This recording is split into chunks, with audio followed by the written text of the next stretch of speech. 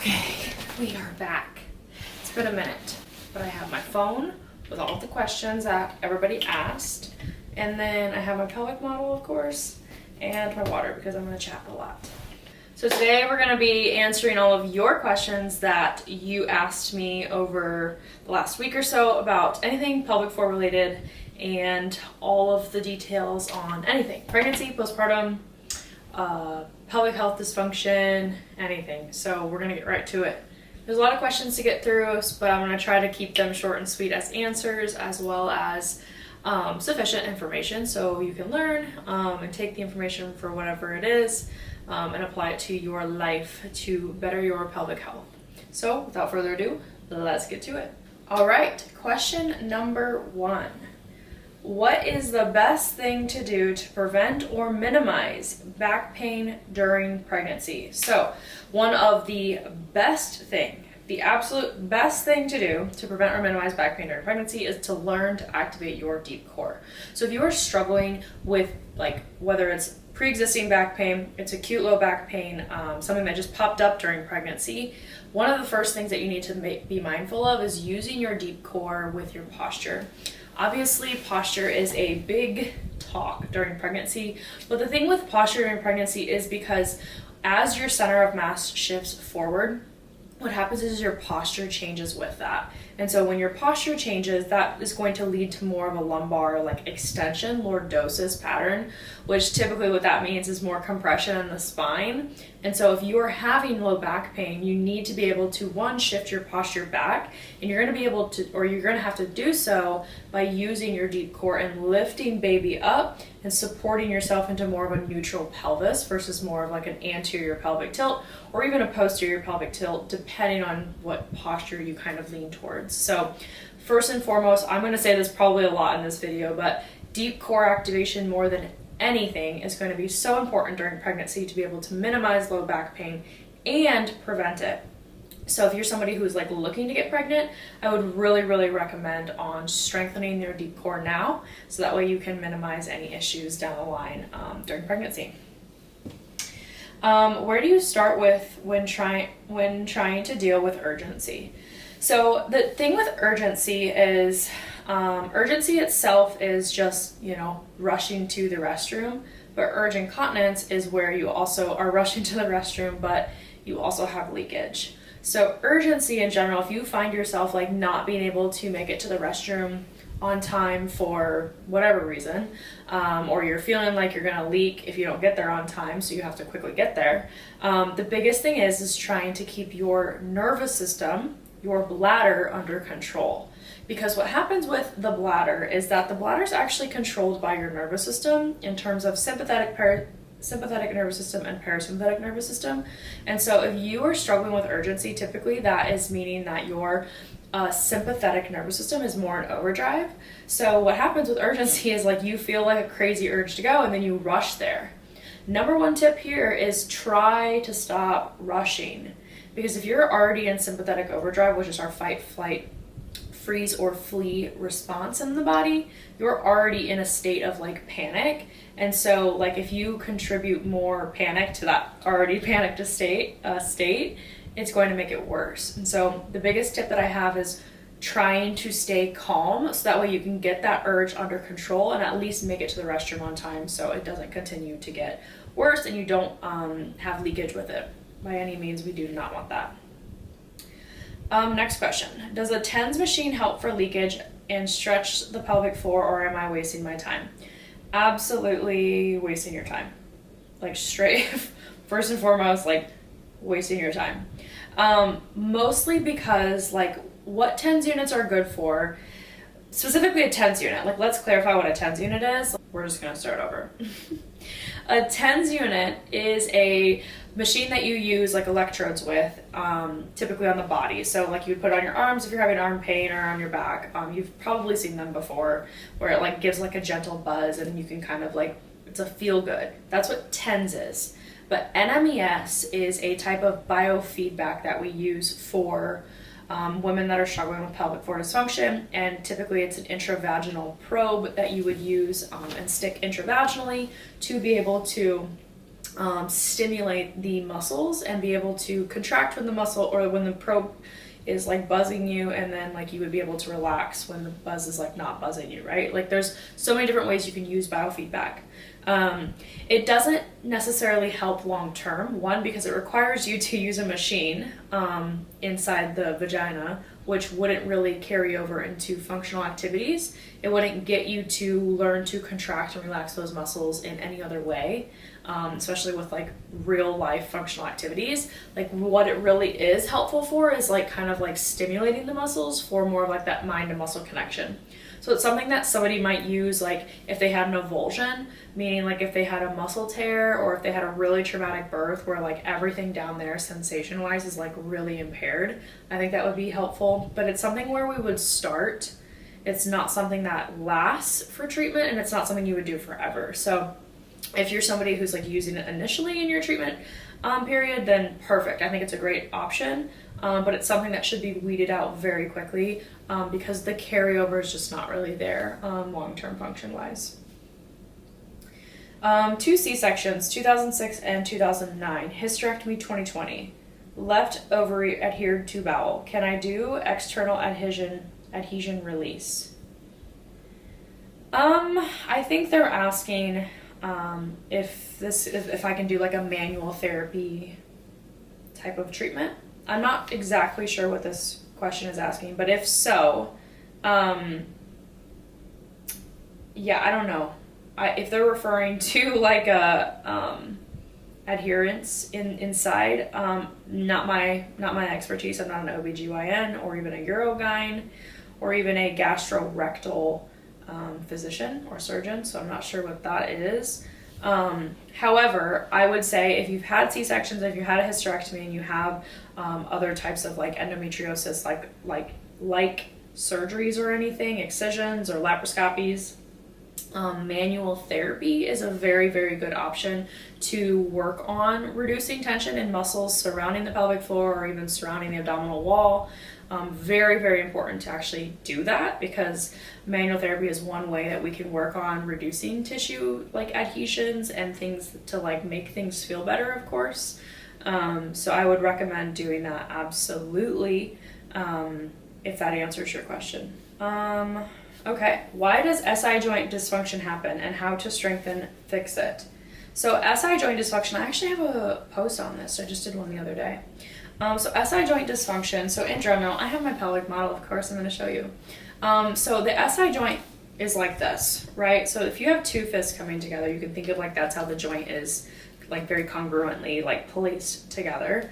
So the SI joint is a very, very stable joint in general. Like we need that joint to be very, very stable to take load from the spine and the trunk and everything above and dissipate it into the pelvis, of course, and be able to take force from below and dissipate it from the pelvis into the upper spine. That's the way it goes. We need a very strong base to do that. When SI joint dysfunction happens, it's because the SI joint starts to move too much. This joint here, on both sides, obviously, needs to be strong. And when it's not strong because of lack of stability, meaning there's more mobility, that's when a lot of irritation happens because you get a lot of shearing forces here in the SI, which is what we don't want, obviously. So what happens is you'll have that more irritation, irritability, maybe even some pain in either the SI joint region or into the glutes or even the low back. A lot of sharp shooting pain a lot of times is within the SI joint. So I typically find that people who struggle with SI joint dysfunction do so because they have more mobility, but also because they lack stability and mobility at the hip joint. And so their SI joint is compensating and creating rotation and movement because of lack of mobility and stability here in the hip joint. So the first thing is I would address hip joint mobility and hip joint stability, working on getting your hips to rotate better into the socket, all around the socket, flexion, extension, abduction, adduction, internal, external rotation. It's a ball and socket joint. It's meant to move very freely, and if it can't move freely, it's going to compensate somewhere else to create that motion, and oftentimes that is the SI joint or the low back in people who struggle with hip immobility. So that is the number one thing that I would focus on. A lot of people, I would say it's mostly attributed to lack of hip internal rotation, because if we can't internally rotate at the hip joint, we're going to internally rotate the pelvis to be able to create internal rotation, especially with squats and hip hinges and things like that. So focus on your hip internal rotation. How do you improve the extreme immediate need to urinate? There's times it hits me so fast and suddenly that I can't control it and there's leakage or even peeing my pants. It's really limiting with being out places if I don't know where the bathroom is. Absolutely. So again, at this answer, I kind of already answered this question about like just trying your hardest to stay calm in these moments. Sometimes it can hit you suddenly so fast. I think the biggest thing too would be to look at your triggers. So what in that moment is like triggering you to have that sudden urge? Oftentimes these triggers are very, very similar in many other facets in your life, whether it's like key in the door syndrome, pull in the driveway, hearing running water. Like there's a lot of triggers that are very common from woman to woman, but sometimes people have their own triggers. So I would look at your patterns, your habits to be able to actually make sure what you're doing could be contributing to some of the patterns of urgency that you might feel. And then obviously look at the urgency that I talked about earlier, where staying calm as much as possible. How to reduce fat around midsection, or do some women just carry fat no matter what? So you can't, I wish you can spot reduce, but you can't spot reduce. So unfortunately this looks like targeted diet. So really dialing in your nutrition, dialing in what you're eating every single day in the kitchen, what goes on that fork or spoon, and then making sure you're drinking enough water throughout the day to make sure you're flushing things out. And then calories in versus calories out. So how much you're consuming, but also how much you're moving. So if you sit at a desk job all day long and you're barely getting any more than 500 steps a day, then the biggest thing you need to be focusing on is making sure that you move your body more. Move your body more. So that looks like strength training as well as cardiovascular endurance, maybe going for more walks, increasing your step intake. More than anything, that's what's going to help. The third thing is that while you can't spot reduce fat in the midsection, it's hard to say if it's really fat. Some people think that their lower mommy pooch is fat, but sometimes it's actually just an illusion of what it's pressure mismanagement, meaning is what I'm trying to say. Really what happens is when people don't know how to use their abdominal wall well, they end up like just bearing down and pushing down into the lower abdominal wall, which can create an illusion of like a pooch or like fat, because it's essentially just pressure distributed down into the smaller part or the lower part of the abdominal wall, and that can appear as like fat in the midsection. And the last thing I will say on that too is like, you're a woman, like we go through so many hormonal changes. Like we don't have the same hormones every 24 hours. We run on a 30-day cycle of hormones. And so be gentle with yourself, because the first 2 weeks of your cycle, you might look a little bit thinner and hotter. In the last 2 weeks of your cycle, you might have a little bit more bulging, more inflammation in like the lower area of the abdomen because of just your uterus preparing to shed its lining for menstruation. So just be kind with yourself, check where your hormones are at as well, just to really make sure that you're not just focusing on fat reduction, because it could be other things contributing as well. All right, exercise recommendation for fecal smearing due to pelvic floor weakness. Great question. I actually see this a lot. And sometimes it's different reasons. So fecal smearing you can have from weak pelvic floor muscles, meaning weak sphincteric control. Like these muscles obviously on the outside of the anus can be very, very weak and uncoordinated, meaning they're not closing when they need to close, or even shutting, or opening when they need to open, right? So there's incoordination between that contraction relaxation. That can be a result of fecal smearing and come from a lot of things like pregnancy, childbirth, trauma, lack of awareness of that area of the body. And the other thing from fecal smearing can be actually tight muscles. So the muscles on the outside actually don't close enough because they are uncoordinated, because of the muscles are so tight, meaning things don't want to come out, and so it can kind of like leak out when the muscles like relax or learn to relax essentially. And then another thing that I see as well is that with fecal smearing is people with prolapse, so a rectal prolapse where like the rectal area is just completely compromised. That can lead to a lot of like storage and pouching of the rectum, so that can like lead to having some like small amounts of leakage as well. So I would say exercise recommendations. First and foremost, like I am somebody that is like, okay, don't do Kegels. Kegels don't help everything, because really they don't help everything. But they do help in a situation like this to be able to restore coordination of the muscles. So in order to restore the coordination of a contraction, relaxation of the pelvic floor muscles, you need to be able to learn to tap into that area. So first thing is a good mind to muscle connection, and one way to restore that is one, diaphragmatic breathing. So really making sure you can emphasize your inhales and exhales to get good mobility, autonomic or automatic mobility of that pelvic floor. It happens naturally, it's wonderful, but also reflexive action of the pelvic floor.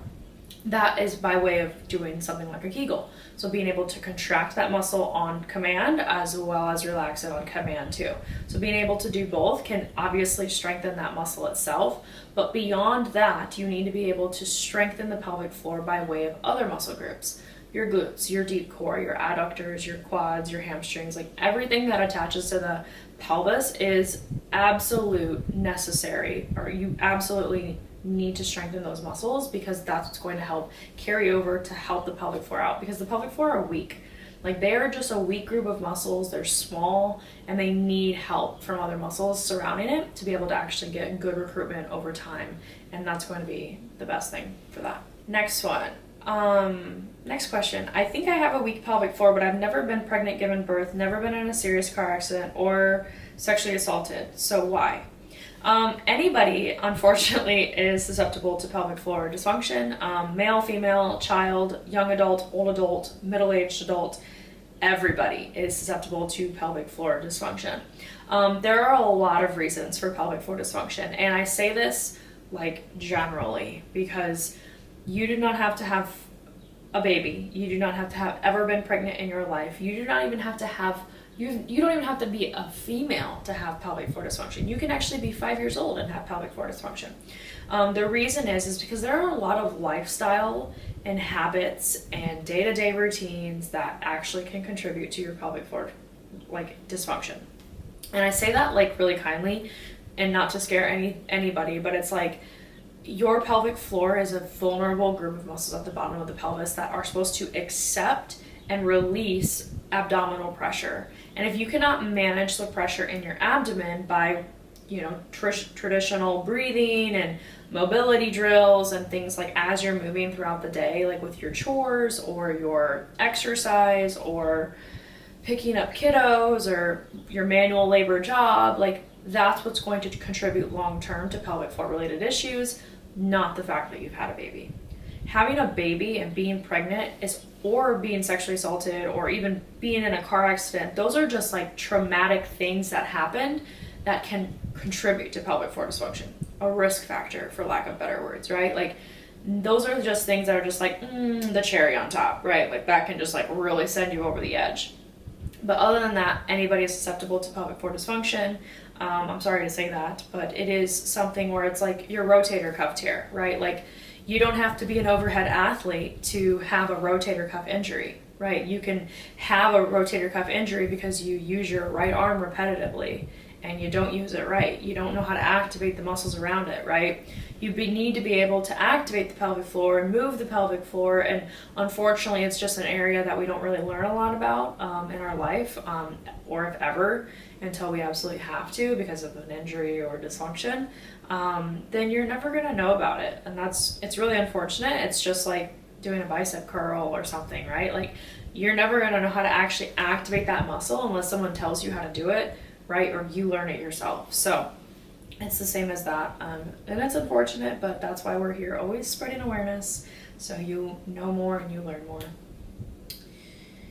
Pelvic pain in pregnancy, what do I do? Pain in pregnancy can be from a multiple reasons, right? So a lot of times we see pelvic pain during pregnancy because of just pelvic girdle instability, because when you are pregnant, like a lot of times the pelvis in general like shifts a lot and moves a lot because of just relaxing, a lot of hormonal influences, so things are just shifting. And of course, as you approach the 9th trimester, like when baby's like making his way down the canal, like things are going to shift even more, and that can make things even more painful. It also depends your pre-pregnancy journey, Were you somebody who dealt with a lot of muscle tightness? Were you somebody who dealt with a lot of muscle weakness? Were you somebody that's never worked out a day in your life and then you got pregnant, right? Like, it really depends how you set yourself up for pregnancy and how successful you will be in your pregnancy. Because if you're coming from a spot of I did nothing, or I did it a lot and I overdid it, I never stretched, I worked out a lot, I lifted heavy, like, that can contribute to pain and dysfunction in the pelvis as well. You really want to set yourself up to being a mobile person, a flexible person, as well as a strong person going into pregnancy, and that can help relieve pelvic pain during pregnancy. But also, if you are experiencing pain, you absolutely should go see a pelvic floor physical therapist so they can help you figure out why you're in pain. It's not as simple as like, oh, you're just pregnant, like you just deal with it, like it goes away when you're done. It's like, well, that might be true, like it might go away when you're done, but like that's not the end all be all, and like that's not an appropriate answer when you're like in your 4th month of pregnancy and you're like, I have 5 more months, like what do you mean it's just gonna go away later? Like, absolutely not. You don't have to deal with it. It's not normal to have pain during pregnancy. You can actually have a pain-free pregnancy, and you absolutely should go to a chiropractor or a pelvic floor physical therapist, which I would recommend more than a chiropractor, to really start feeling better during pregnancy. Because one, going to chiropractors is good. It helpful for adjustments to kind of realign things if things are just feeling really wacky. But you really need to focus on stabilizing during pregnancy as well, because stabilization is what's going to help you long term versus mobilization. But if you find yourself always getting in like wonky positions or muscle wonky positions, really anything, like I would look more back at like muscle imbalance. Like, why are you pulling one way and not the other, right? Like, there's reasons for getting out of alignment during pregnancy. It's not because like everything is just shifting. Like, you might have more muscle pull on one side and less on the other. So a pelvic floor PT might be able to help you figure that out and help you get into more pain-free ranges. So definitely recommend that. Would pain near my inguinal ligament area, the hip thigh crease, be related to pelvic floor dysfunction? Yes or no, right? So pelvic floor related issues can have referral pain patterns that go into obviously the inner thigh or like the groin region. And that could be from tight pelvic floor muscles. Could also be from tight adductors. So your inner thigh muscles that are really tight, they all attach right up here to the pubic bone. All of your adductors do, and that's exactly where your pelvic floor muscles, your superficial muscles, and your deep pelvic floor muscles also attach. So you can very much see the coordination between like the front or the pelvis itself and then your adductors. However, growing pain can also just be related to hip injuries. So like hip impingement or like FAI syndrome is what they call it, which is like a long word that you really don't need to know the answer to. And then maybe labral issues, I would say, arthritis. There's other conditions that can contribute to pain there, but you're not really going to know until you go see a physical therapist that can differential diagnose you. I would recommend doing physical therapy first before doing like an MRI or going to an ortho surgeon, because sometimes too they might just recommend an expensive MRI, and that's not always what you need to do first. Always do the conservative option first, the cheaper option first, the work intensive option first, if you will. Put some work in, see what's going on, see if you can try to mitigate and replicate the same amount of pain, and if you get better with physical therapy, and if not, then definitely consult a more ortho related injury or related surgeon. But I would say pelvic floor physical therapy should be your first stop. Should I change anything in my workout routine while pregnant, specifically core? Okay, so let me preface this by saying there is no safe versus unsafe exercises to do during pregnancy. There's no things that you need to completely avoid. Like, there is something unsafe about exercising, of course. The things that we say to avoid only because you want to be able to avoid them because it can increase the strain on the pelvic floor and the deep core, is exercises like crunches and planks and bicycles and sit-ups. Because not that they're bad exercises, because there's no bad exercise, but the problem is that most people don't know how to manage pressure well in their abdomen when they are pregnant. As the baby grows and as the belly grows, it becomes a lot harder to engage those abdominal walls, the abdominal tissue, if you continue to struggle with, one, you had a weak core before you even got pregnant, but two, you never really worked core before pregnancy or even during pregnancy. So I would just say, like, there's not a bad exercise routine to do by any means, but just avoiding those things can be helpful in your journey to lessen the degree of diastasis recti and lessen the pain maybe in your back or your hips, but also lessen the pressure downward that can bulge typically into the pelvic floor.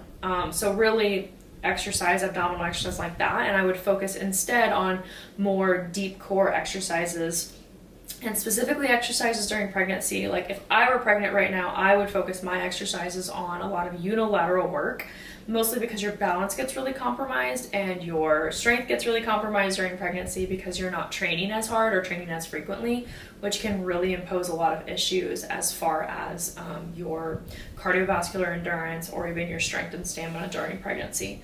So I would say changing your workout routine to include a lot of deep core work, a lot of breath work, a lot of unilateral work, and then focusing on hip stability and mobility as well to prepare for childbirth. I get this question a lot. How bad is peeing in the shower for your pelvic floor? It's not that bad. The reason we say to stop peeing in the shower is because, one, it's gross, but two, because like what happens when people pee in the shower is they tend to like push it out. Like they don't tend to just like let it out. Like it's really weird. They end up just like pushing it out as much as possible, which is like obviously not an ideal thing to do. So we don't want to be able to do that often.